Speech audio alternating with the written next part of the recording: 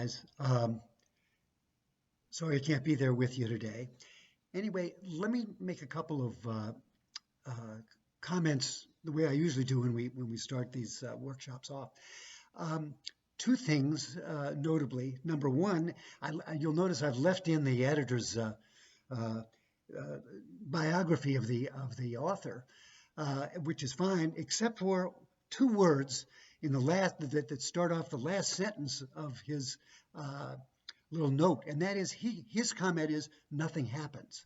Well, I'd never send you a story in which I think nothing happens. Maybe you'd think nothing happens in this story, but uh, at any rate, I beg to differ with the editor, not with the writer, but with the editor. The other thing is this is from a collection of South American stories that I read. I'm trying to think early this year, a number of which I liked very much, but I wanted to run them by Pedro, and uh, he hasn't been able to join us, but he's been there in spirit, obviously, all these weeks. He's been so busy with patients and various assignments in the Psychiatric Institute. But anyway, so he hasn't even had a chance to look at this, but it's a famous story uh, with lots of interesting implications. So I'm thinking of Pedro and also um, very interested in how you might all take this story. It looks straightforward, but I think it may not be.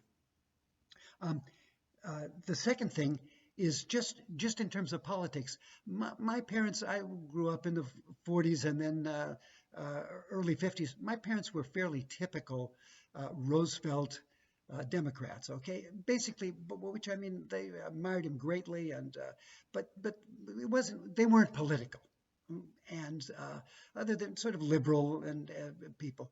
Whereas your host today, Jerry, is quite sophisticated politically. I think he's told us he was a kind of a pink diaper baby. But what that means to me is not a particular political uh, persuasion, but really just growing up with some sophistication about the importance of politics, which obviously is quite applicable to our current situation. Not only that, but the topic itself is quite applicable in many ways to our current situation. So then to move on to the story itself. Um, I think this is fairly clearly a story of dealing with a phase of generativity versus stagnation. This guy's a barber. He's good at it. He knows his trade. He's proud of it. He's proud of what he does. Um, uh, but like uh, most of us, I would say, not many, most of us, he hasn't really been tested altogether. That is to say, um, he doesn't know how far his politics would take him because he hasn't had to really make these kinds of determinations and decisions.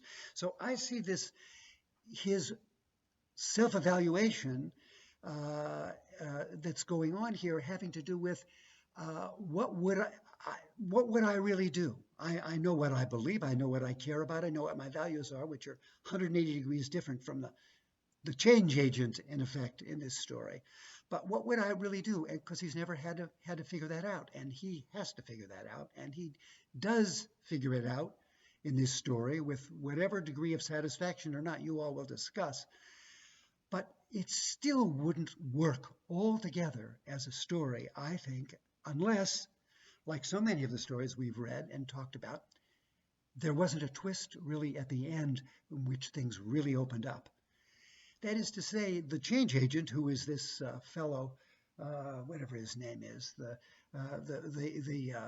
general, the leader of the oppressive right-wing regime, if he didn't say at the end, they told me you'd kill me, but I know, having been tested, how hard it is to kill somebody, and I decided I would take a chance and find out. In fact, I wasn't even worried that you were going to kill me. And that opens up that says something about the change agent. That opens up waves and waves of possibility for discussion. Why did he decide to even take a chance? Did he need to? What was going on in his life? And it becomes much more of an interaction. The narrator thinks that he, the barber, is in control of the situation and can do anything he wants. But it turns out that's really not the case. and that this man who has put himself in the barber's hands is knows himself and is not taking as big a risk as the barber may think he's taking. So that's my introduction. You're in good hands. Uh, maybe so, I miss being there so much. Maybe the people who often write to me, like Gary or Mara or Ronnie, the people that often write me their impressions of the stories, maybe one or another of you will take it on your, or all of you will take it upon yourselves to send me some notes over the week so I can make some notes of the story as if I'd been there. Have a great discussion, and I look forward to seeing you next week. Oh, how do I stop this thing? Oh, yeah.